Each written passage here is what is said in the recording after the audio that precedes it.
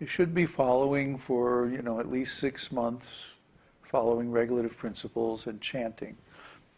6 months to a year, like that. And the reason why we do it, especially first initiation, is just to encourage the disciple. The real initiation is the second initiation, where you get the Diksha mantras, the Gayatri mantra. Gayatri mantras are the essence of the states of consciousness leading to self-realization. See, but somebody has to be well established in spiritual life before they can use them effectively. And to give them too soon would be very dangerous. So basically the first initiation, the Harinam initiation, is just to say, okay, you're coming along, you're on the path. But the real initiation is the second initiation. And we want to make very high standards for the second initiation.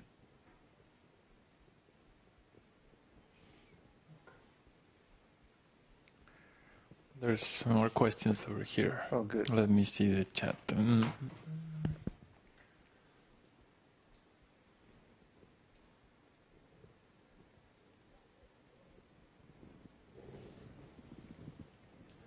Question from Tiago.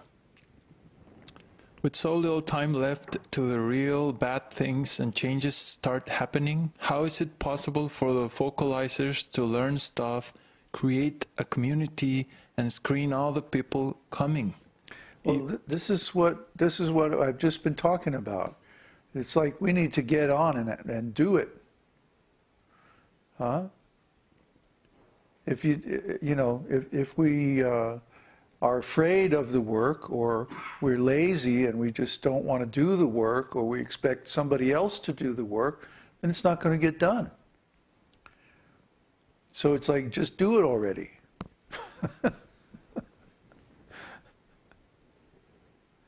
It's like, how are we going to do it? Just do it.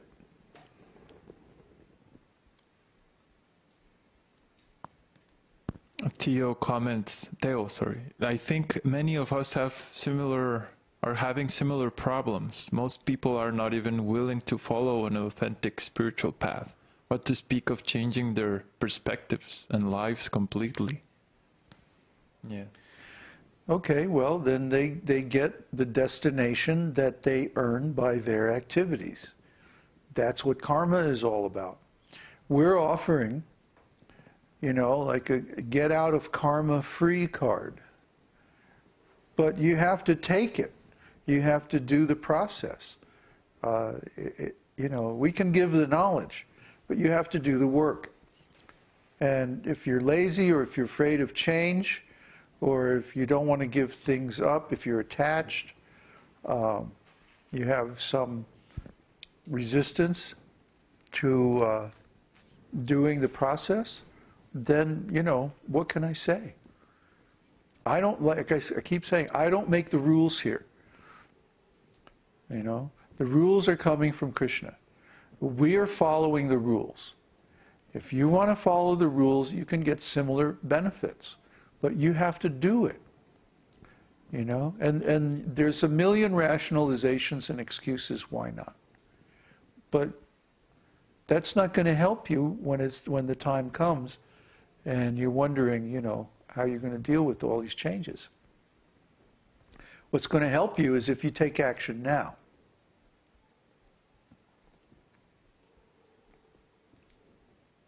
There are several comments in the same line. Like David Lugan says, I'm sharing the esoteric teaching bridge community with almost everyone that I have met so far. I have not met people who can't even get past the basics. Well, no wait a minute. I think there's a big misunderstanding about how to preach. You don't go to your friends and say, hey, we have this cool website. Because you probably don't know 10,000 people. And that's about how many people it takes to find one devotee. See? The people who are coming to the website, the people who are registering on the website, they have already selected themselves. See? We get about 1,000 views a day on YouTube. And out of those people, about maybe 300 or 400 come and visit the website.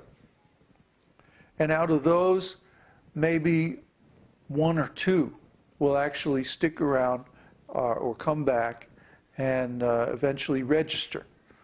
You see? So the people who register on the website are the people that we should be preaching to. Not the people that you know, the people you meet on the street, people you run into at a party or whatever. Huh? They are not interested in the esoteric teaching. We can tell you that already. They are not interested. Even if you go to someplace like a so-called spiritual community, huh? And you say, hey, there's this great website called the Esoteric Teaching. Ah, no, we're not interested. Huh? No, don't bother, don't waste your time preaching to people that you find anywhere here and there. Preach to the other devotees on the website. If you want to preach, preach to the people who have already indicated that they want to be preached to. You know, I don't have the time to preach to everybody. You know, I can relate to a certain number of people who I already have a relationship with. And what I want to do is I want to restrict my direct relationships to the people who have enough of a commitment to take one of our courses. I don't want to preach even to the general devotees on the website. I want to restrict my preaching just to the devotees who have enough faith and enough commitment to sign up for our courses.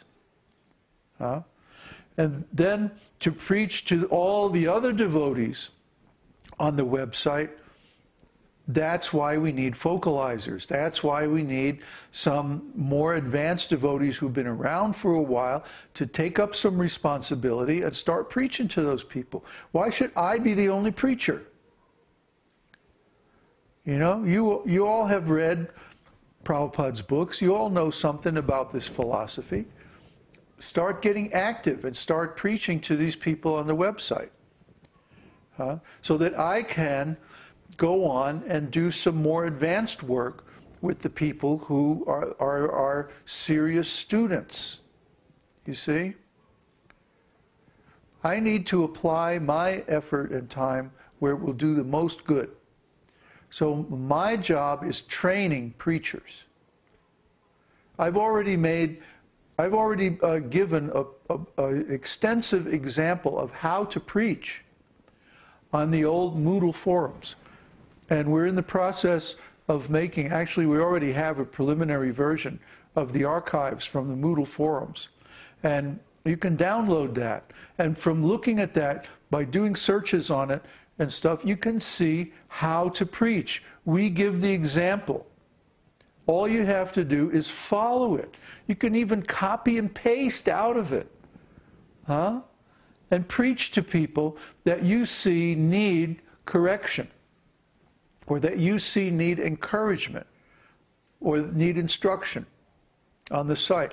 They have already signed up for the site, and by doing that, they have given us permission to preach to them. So what are we going to do? Just stand around and watch them and see what they do? And then wait for Babaji to fix everything? No, Babaji doesn't have time. I'm out of time. I am out of energy. I need the other devotees to come forward. If this group is ever going to get bigger than, like, you know, 5 guys. If our community is actually going to grow to where it can become a safe haven for devotees. You know what I think is going to happen? I'll be very frank with you. I think we're going to go to India, we're going to get a piece of land, we're going to start establishing a farm and like that. And then meanwhile, the economy is going to go completely nuts and crash in the US and in Europe.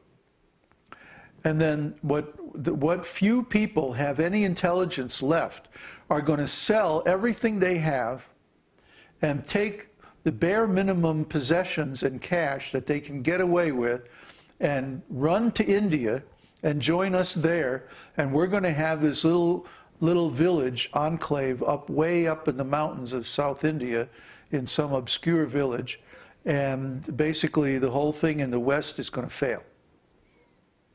That's the way it's headed right now. Now, if somebody there wants to take some responsibility and change that and make a better outcome, I would be very pleased. But I don't see that person yet. I don't see any leadership developing among the devotees. I want to see some initiative. I want to see some people actually doing something. Otherwise, how are you going to get something together that's going to help you? You know, I just don't see where the leadership is going to come from. We've got these people going through the Bhakti course and they're just getting bogged down. They're not making progress. Bhakti Mike is the only one that's gotten through